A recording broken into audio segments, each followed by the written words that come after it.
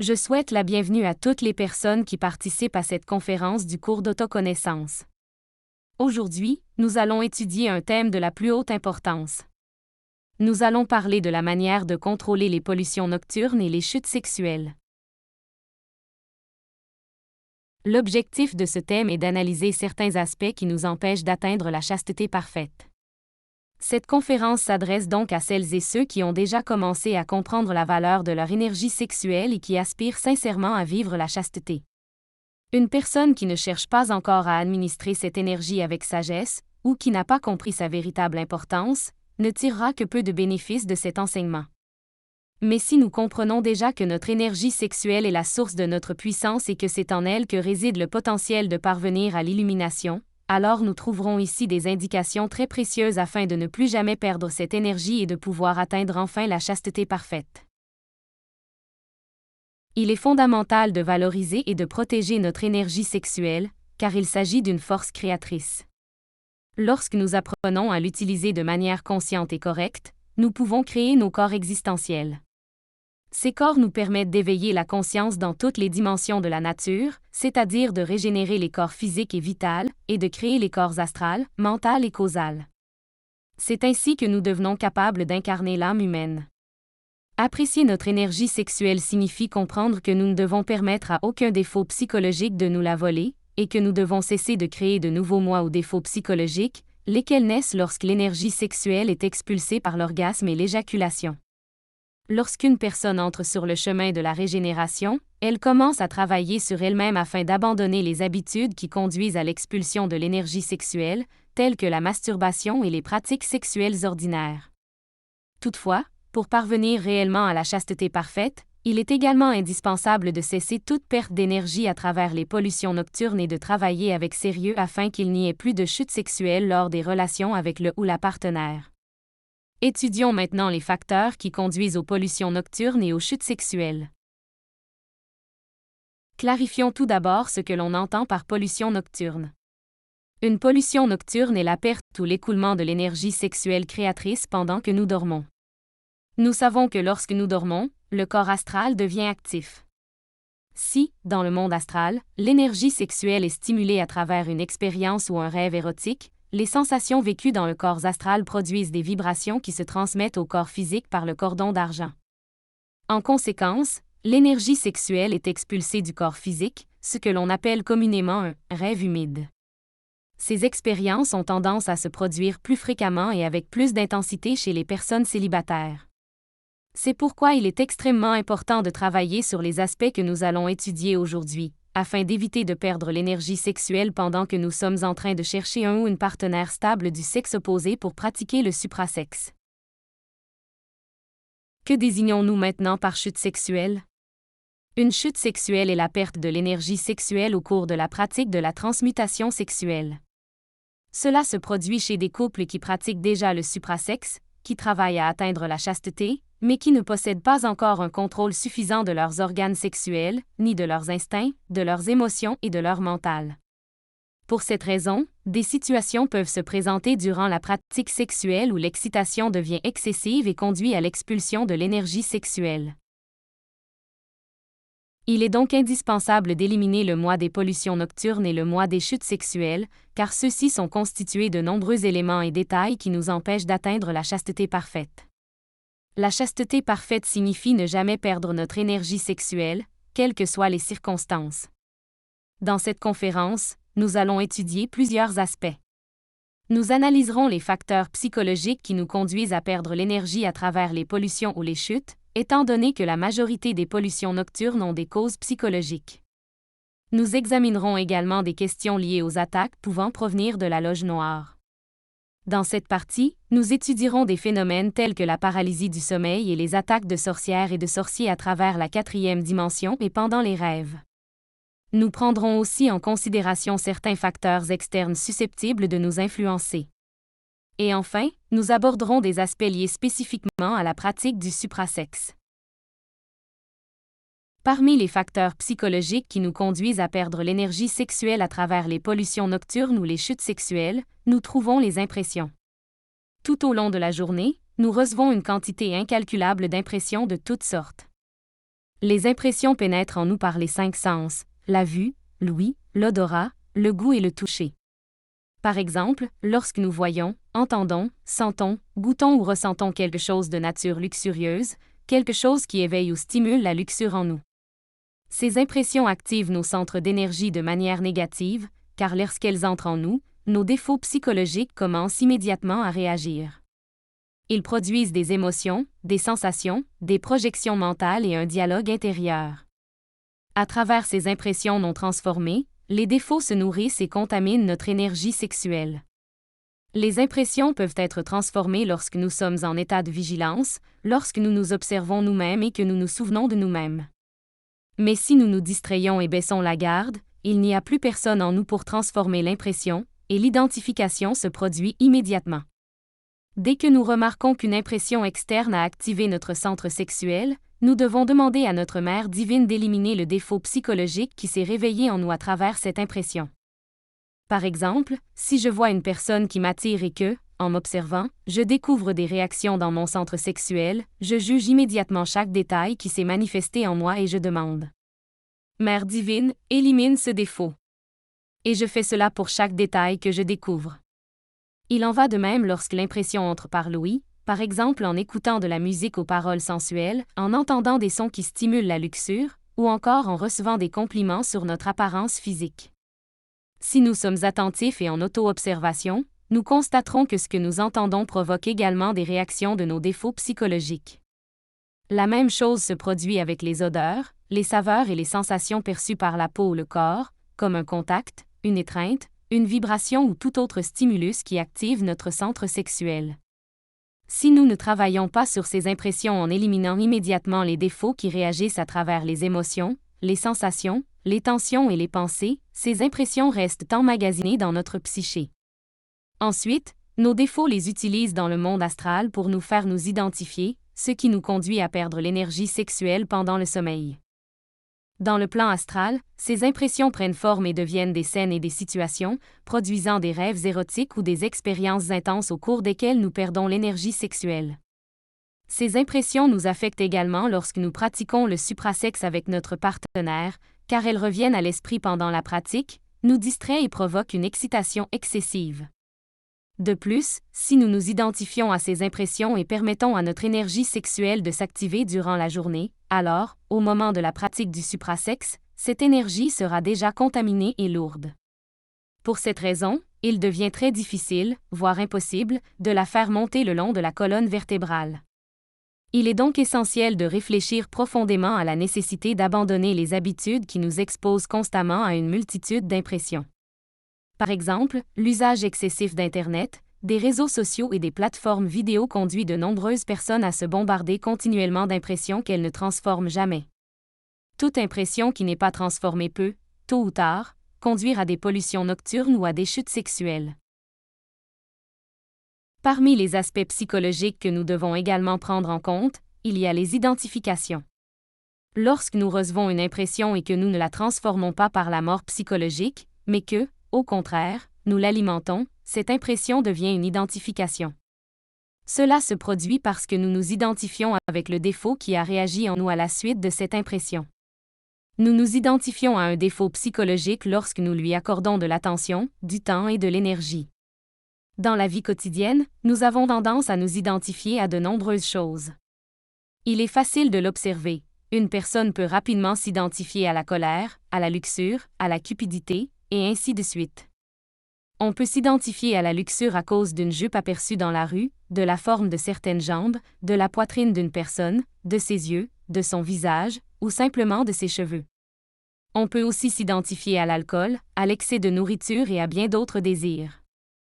Les identifications peuvent également conduire à des pollutions nocturnes ou à des chutes sexuelles, car le défaut avec lequel nous nous sommes identifiés commence à mal utiliser et à contaminer notre énergie sexuelle. Cependant, si nous recevons, par exemple, une impression visuelle et que, à cet instant précis, nous travaillons sur elle en demandant l'élimination du défaut, alors aucune identification ne se produit. Le troisième aspect psychologique que nous devons analyser est la lascivité. La lascivité est le désir sexuel frustré. À partir de la lascivité, de nombreux mois de luxure s'éveillent et, en conséquence, nous commençons à ressentir une attraction sexuelle envers presque toutes les personnes que nous voyons. Si nous ne travaillons pas à éliminer les différents détails de la lascivité, nous nourrissons constamment la luxure par le mental, en cherchant à nous exciter sexuellement avec tout ce que nous voyons, ou à provoquer les autres. Nous tombons également dans l'erreur constante de créer des fantasmes sexuels.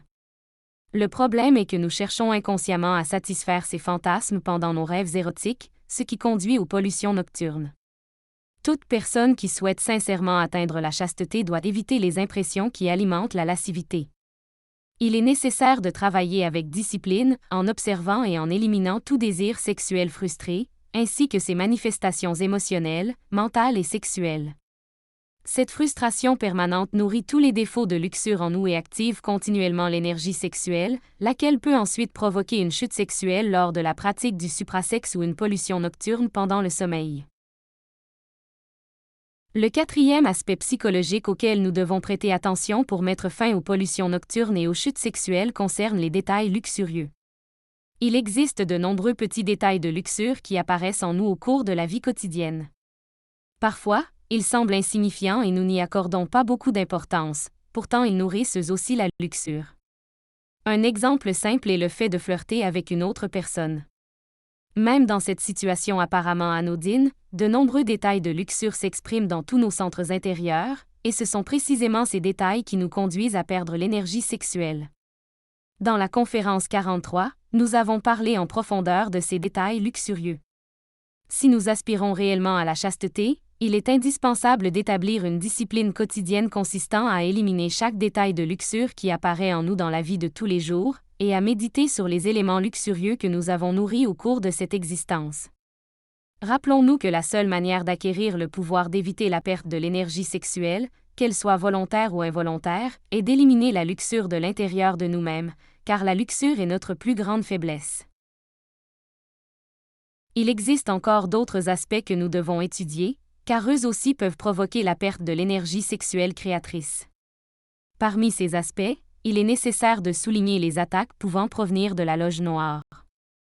La loge noire est constituée d'entités qui cherchent à s'éveiller dans le mal et qui survivent et acquièrent du pouvoir en volant l'énergie des autres. Parmi ces entités, les sorcières occupent une place particulièrement importante. Les sorcières obtiennent leur pouvoir en dérobant l'énergie d'autrui. C'est pourquoi, lorsqu'une personne commence à conserver et à accumuler sa propre énergie, elle doit également apprendre à la protéger contre les entités parasitaires qui tenteront de la lui enlever. Une sorcière peut chercher à voler notre énergie sexuelle durant la nuit, à travers la 4e dimension, en provoquant l'écoulement de l'énergie sexuelle vers le plan physique. Très souvent, les attaques de sorcières sont à l'origine de la paralysie du sommeil. À travers la 4e dimension, elles cherchent soit à stimuler l'excitation sexuelle afin de provoquer une perte d'énergie, soit à effrayer la personne. De cette manière, elles volent l'énergie à travers l'émotion de la peur. De la même façon, si nous pratiquons le suprasexe sans sceller le lieu par des conjurations de protection, ces entités peuvent attaquer depuis la 4e dimension, en envoyant des idées fixes ou des vagues de luxure pour provoquer une chute sexuelle et ainsi se nourrir de notre énergie. Nous pouvons également subir des attaques pendant le sommeil, car ces entités peuvent pénétrer dans notre psychologie à travers la 5e dimension et apparaître sur le plan astral sous des formes très attirantes et désirables, cherchant à nous stimuler sexuellement afin de nous faire perdre l'énergie. Cependant, si nous ne nous identifions pas à la luxure durant ces attaques, et si nous éliminons les défauts qui réagissent en nous, nous devenons fermés et protégés, et ces entités ne peuvent pas nous voler notre énergie. Car ce qui donne du pouvoir aux entités négatives, c'est notre faiblesse. Et notre faiblesse, ce sont nos défauts psychologiques, en particulier la luxure. Il est indispensable d'apprendre à nous défendre contre ces attaques provenant de la loge noire. Cela signifie que chaque nuit, avant de dormir, nous devons pratiquer la conjuration du Bélilin et le cercle magique. C'est pour cette raison qu'il est si important d'apprendre les conjurations et de nous maintenir spirituellement protégés autant que possible durant la journée, et en particulier chaque fois que des pratiques sexuelles vont avoir lieu. Une pratique sexuelle sans la conjuration du Bélilin et le cercle magique équivaut presque à assurer une chute sexuelle. Rappelons-nous que nous avons appris ces conjurations de protection lors de la conférence 7 de ce cours. Il est également très important d'apprendre et de pratiquer la conjuration de Jupiter afin de nous défendre contre les attaques directes sur le plan astral. Nous devons aussi savoir qu'en plaçant des ciseaux en acier ouvert en forme de croix, en les entourant d'un cercle de moutarde noire, et en adressant une supplique à l'élémental de la moutarde pour qu'il nous défende, nous pouvons capturer une sorcière qui tente de nous attaquer à travers la 4e dimension. Dans cette supplication, nous demandons au Père d'ordonner à notre élémental intercesseur de communiquer avec l'élémental de la moutarde afin qu'il nous aide à capturer la sorcière. Ensuite, avec le pouce, l'index et le majeur levés et dirigés vers le cercle de moutarde, nous traçons 3 cercles tout en vocalisant le son de la lettre S. De cette manière, la moutarde est ritualisée. Il est essentiel d'apprendre à nous défendre et à nous protéger contre ce type d'attaque, afin d'éviter tout vol de notre énergie. Maintenant, parmi les aspects externes qui peuvent nous affecter, il existe un facteur très important sur lequel nous devons travailler, et c'est la question de l'alimentation. Nous devons comprendre que, tout comme il est essentiel de prendre soin des impressions avec lesquelles nous nourrissons le mental, il est tout aussi important d'être attentif aux aliments que nous introduisons dans le corps, car certains aliments portent atteinte directement à notre énergie sexuelle créatrice et nous conduisent à la perdre. Nous devons éviter de consommer tout ce qui contient du porc, car le porc décompose l'énergie sexuelle créatrice et ses effets nocifs peuvent durer jusqu'à 15 jours. De la même manière, nous devons également éviter les aliments préparés dans des casseroles ou des poêles dans lesquels du porc a été cuisiné. Nous ne devons pas manger de poissons sans écailles, ni de poissons-chats, ni de poissons de marais qui se nourrissent de déchets. Nous devons aussi éviter les poissons d'élevage qui sont nourris avec des excréments de porc ou des substances anabolisantes. Nous devons nous abstenir de consommer des aliments que nous savons toxiques, avariés ou malsains. Il est donc nécessaire de nous nourrir avec des aliments frais. Nous devons éviter autant que possible les saucisses et les charcuteries, car la plupart contiennent des dérivés du porc. De la même manière, nous devons éviter de consommer tout type d'alcool, puisqu'il endommage l'énergie sexuelle et empêche la chasteté, comme nous l'avons étudié dans la conférence 14. Chacun de ces facteurs peut conduire à des émissions nocturnes ou à des chutes sexuelles. Un autre aspect externe que nous devons prendre en considération est ce que nous appelons le niveau de la coupe. Chacun de nous possède une sorte de coupe dans laquelle s'accumule notre énergie sexuelle créatrice. Nous remarquerons que nous nous sentons plus stimulés sexuellement lorsque cette coupe est pleine ou à plus de la moitié. Dans cet état, presque n'importe quoi peut facilement déclencher l'activité sexuelle, car l'instinct devient très fort. Cela nous montre que nous devons apprendre à gérer les niveaux d'énergie de notre corps. Vous savez tous très bien que lorsqu'une coupe est pleine, elle finit par déborder. Ainsi, lorsqu'une personne a sa coupe énergétique très pleine, mais n'a pas de partenaire avec qui pratiquer la transmutation sexuelle, ou bien a un partenaire mais ne peut pas pratiquer pour des raisons de santé ou toute autre situation, que faut-il faire pour éviter que cette coupe ne déborde? Cette personne doit apprendre à sublimer son énergie. C'est pourquoi nous allons maintenant partager la pratique de la sublimation de l'énergie. Que signifie sublimer notre énergie? C'est le processus par lequel nous apprenons à faire monter l'énergie sexuelle jusqu'au cerveau à travers un exercice de respiration. Cet exercice est connu sous le nom de pranayama. Dans celui-ci, nous visualisons la colonne vertébrale et le cerveau, et nous élevons consciemment l'énergie à travers 2 canaux énergétiques appelés Ida et Pingala, situés de chaque côté de la colonne vertébrale. Dans cette pratique, nous visualisons les glandes sexuelles et le nez, et le point essentiel est d'imaginer clairement comment le processus se déroule. D'un côté circule Ida, et de l'autre circule Pingala. Ces 2 serpents énergétiques nous permettent de sublimer l'énergie à travers le corps vital en utilisant la respiration consciente accompagnée du mantra HAM-SAH. Nous prononçons mentalement le mantra allongé HAM pendant l'inhalation, et nous prononçons verbalement le mantra court SAH pendant l'exhalation. L'inhalation dure environ 20 secondes, et l'exhalation dure environ 2 secondes, suivie d'une brève pause avant d'inhaler à nouveau. Pour réaliser la sublimation, nous bouchons la narine gauche et nous inhalons par la narine droite. Pendant ce temps, nous imaginons l'énergie qui monte depuis le testicule gauche, qui est positif, vers la narine droite. Nous faisons une brève pause, puis nous inhalons par la narine gauche, en imaginant l'énergie qui s'élève depuis le testicule droit, qui est négatif, vers la narine gauche. Nous visualisons cela clairement, car imaginer, c'est voir, et nous observons l'énergie qui s'élève à travers les canaux d'Ida et de Pingala. De cette manière, nous abaissons le niveau de la coupe en maintenant notre énergie sexuelle à des niveaux équilibrés et appropriés, afin qu'elle ne déborde pas et ne se perde pas. Dans le cas des femmes, la polarité est inversée. Les signes changent, mais le processus est exactement le même. Les femmes commencent depuis l'ovaire droit vers la narine gauche, puis depuis l'ovaire gauche vers la narine droite. L'énergie sexuelle créatrice est produite dans le cerveau, plus précisément dans la glande pinéale, qui recueille l'énergie spirituelle et l'unit à l'hydrogène sexuel. Cet exercice est régénérateur et bénéfique pour la santé en général. La sublimation ne doit être pratiquée qu'une seule fois par jour, pendant environ 10 minutes. Nous pouvons consacrer 5 minutes à chaque gonade, ou bien alterner à chaque respiration. 10 minutes quotidiennes suffisent. Le moment idéal pour pratiquer la sublimation se situe entre 4 et 6 heures du matin, lorsque nous nous réveillons et que le corps vital a restauré l'énergie du corps physique. Il n'est pas nécessaire d'en faire davantage. En poursuivant la pratique, vous découvrirez à quel point cet exercice est simple et pourtant profondément bénéfique. Un autre aspect externe que nous devons considérer concerne les lieux que nous fréquentons et la présence de ce que nous appelons les larves. Les larves sont des résidus d'énergies expulsées. Elles se comportent comme des parasites énergétiques qui cherchent à provoquer de l'excitation en nous afin de se nourrir de nos forces vitales. Il existe de nombreux lieux que les gens fréquentent habituellement et qui sont remplis de ces larves, tels que les théâtres, les cimetières, les bordels, les résidences, les motels, les hôtels, les boîtes de nuit, les églises, les cinémas érotiques, et ainsi de suite. Une personne peut aller dormir dans une chambre d'hôtel et voir un lit parfaitement propre sur le plan physique. Cependant, si ce même lit était observé intérieurement avec la clairvoyance, il apparaîtrait rempli de larves, en raison des pertes constantes et du gaspillage d'énergie sexuelle qui se produisent dans ces lieux. De la même manière, des endroits comme les théâtres, les cinémas, les concerts et les églises sont souvent saturés de larves, car dans ces environnements les gens ont tendance à expulser de grandes quantités d'énergie émotionnelle.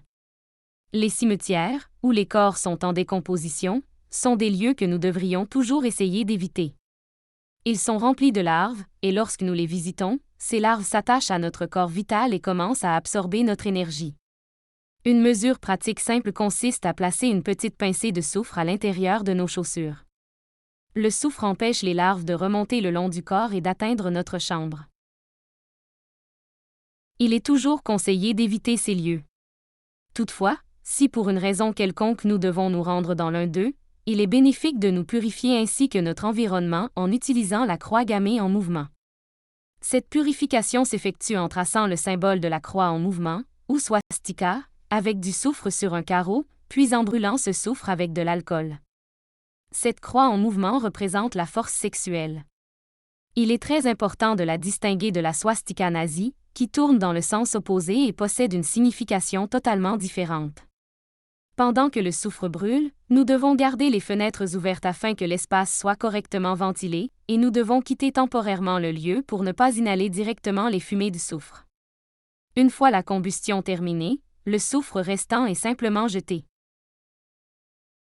Un autre point que nous devons considérer est la question de la menstruation. Pendant le cycle menstruel de la femme, il est recommandé que le couple dorme séparément, et cela pour plusieurs raisons. Durant la menstruation, l'énergie de la femme est dans un processus d'involution, et cet état tend également à attirer l'énergie de l'homme vers l'involution. De plus, durant cette période, la femme génère de nombreuses larves. Pour cette raison, il n'est pas conseillé qu'elle dorme dans le même lit où le suprasexe est pratiqué, ni qu'il soit recommandé que l'homme dorme à ses côtés durant ce temps. De même, toute caresse affectueuse ou intime durant cette semaine tend à réveiller des défauts psychologiques qui étaient déjà endormis ou affaiblis. Une autre recommandation importante pour les femmes est d'éviter de mouiller la tête, la colonne vertébrale ou les organes sexuels durant la menstruation. À la place, l'hygiène doit être réalisée par un nettoyage local à l'aide d'un chiffon humide. Se baigner ou se mouiller durant cette période peut provoquer des douleurs menstruelles et créer une froideur sexuelle chez la femme. Il est également essentiel de comprendre que le processus menstruel dure 7 jours, même si le saignement est plus court. Par conséquent, durant ces 7 jours, la femme ne doit pas se laver les cheveux, doit éviter les bains complets, et ne doit pas dormir dans le même lit où elle pratique les relations sexuelles avec son partenaire. voyons maintenant certains aspects qui sont directement liés à la pratique du suprasexe. Nous devons toujours nous souvenir de demander l'assistance de notre Père divin et de notre Mère divine avant de commencer la pratique sexuelle. Nous ne devrions jamais nous engager dans la pratique sans avoir préalablement réalisé la conjuration du Bélilin et établi le cercle magique, car dans le cas contraire nous pourrions être exposés à des attaques. Il est également essentiel de maintenir le contrôle du mental et de conserver une concentration adéquate durant la pratique. Le manque de concentration est l'une des principales causes des chutes sexuelles, car celles-ci se produisent lorsque nous permettons au mental de vagabonder. Notre conscience se trouve exactement là où se trouve notre mental. Par conséquent, nous devons concentrer notre attention sur l'ascension de l'énergie le long de la colonne vertébrale jusqu'au point situé entre les sourcils. Pendant la pratique sexuelle, notre attention doit rester sur nos propres glandes sexuelles et sur la colonne vertébrale, et non sur le corps ou les organes sexuels du partenaire, car se focaliser sur le partenaire conduit à une surexcitation et à la perte de l'énergie. Tous les mouvements durant la pratique doivent être doux et contrôlés. Les mouvements brusques ou rapides doivent être évités afin que la surexcitation et l'orgasme ne se produisent pas. Tout au long de la pratique, nous devons demeurer pleinement dans l'instant présent, afin que ce soit la conscience qui vive l'expérience et qui la guide. La chambre doit être impeccablement propre et bien ventilée, en se souvenant que des maîtres d'autres dimensions viennent nous assister dans ce travail sacré. Il est conseillé de ne pas utiliser de vieux matelas ou des lits qui ont été utilisés auparavant pour la fornication, car ils sont généralement remplis de larves. Pour les jeunes mariés, il est également recommandé de ne pas passer la lune de miel dans des hôtels, car les lits de ces lieux sont considérés comme des lits noirs. Même s'ils semblent propres sur le plan physique, de nombreux hôtels et motels sont des environnements associés à des influences négatives. Et un dernier point, qui est également extrêmement important à garder à l'esprit, concerne les caresses que les couples se donnent, qu'ils soient fiancés ou mariés, durant les moments où ils ne vont pas pratiquer le suprasexe. La plupart des gens ignorent que les caresses éveillent l'énergie sexuelle. Cette énergie s'active dès le premier baiser ou le premier contact affectueux. Cependant, si cette énergie est éveillée et qu'elle ne s'élève pas ou n'évolue pas, alors elle descendra ou involuera inévitablement. Qu'est-ce que cela signifie? Cela signifie que lorsque l'énergie sexuelle est stimulée ou excitée en dehors des moments destinés à la pratique du suprasexe, cette énergie devient lourde et dense, et finit par se contaminer. Par la suite, lorsque la personne se couche, elle peut expérimenter une émission nocturne. Ou bien, si elle pratique plus tard le suprasexe avec son partenaire, comme elle transporte déjà cette énergie lourde et contaminée, elle subira très probablement une chute sexuelle. Par conséquent, activer l'énergie sexuelle uniquement durant la pratique sexuelle nous aidera également à développer une grande force et une grande puissance sexuelle au cours de la pratique elle-même. Toutes ces recommandations que nous avons étudiées sont extrêmement précieuses, et si nous aspirons véritablement à atteindre la chasteté parfaite, elles nous seront d'une grande aide. Merci beaucoup pour votre participation à ce thème. Je vous invite à nous rejoindre lors de notre prochaine conférence, où nous aborderons un sujet très important. Nous parlerons en profondeur du mois de la sorcellerie. Dans cette conférence, nous comprendrons que chacun de nous porte en lui le mois de la sorcière, et qu'il est essentiel de l'éliminer. Nous examinerons également clairement les grandes différences entre un magicien noir et un magicien blanc. Ne la manquez pas!